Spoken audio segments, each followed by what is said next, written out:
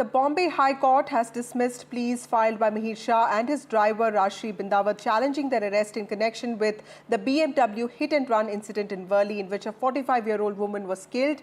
A bench of Justice Bharti Dhangre and Justice Manjusha Deshpande have rejected this petition by the accused, who had claimed that this arrest was illegal. Let me go across to my colleague Radhika, who has more details on this.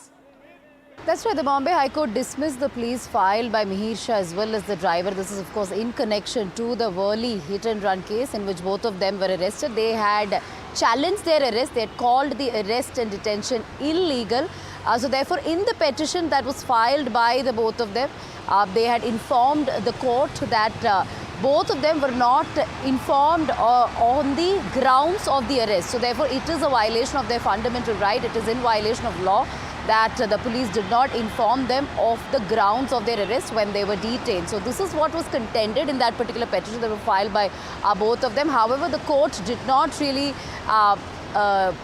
take that into consideration. The court said that there was no requirement for these people to be informed of the grounds of their arrest, since there was evidence that showed of their involvement, also stating that this would be a test case in terms of evaluating whether the accused needs to be told of grounds of their arrest if the evidence pointed towards their involvement. So yes, this plea was, of course, rejected by the Bombay High Court. So both of them will continue to be behind bars. They are in judicial custody at this point. Mihir Shah had earlier sought bail as well before the court, but that was also rejected.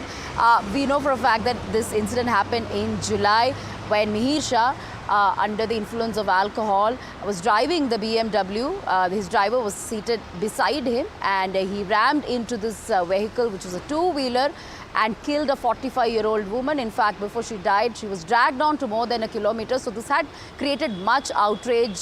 Mihir Shah had immediately fled from the spot, and it was 2 days after that he was arrested. Of course, he'd been trying to sort of, trying for bail, as well as several other big petitions being filed before the Bombay High Court, and this was in connection with his arrest, calling it illegal, and was seeking release from judicial custody as well. But the court not really buying the arguments of Mihir Shah and the driver, and therefore he will continue to be behind bars.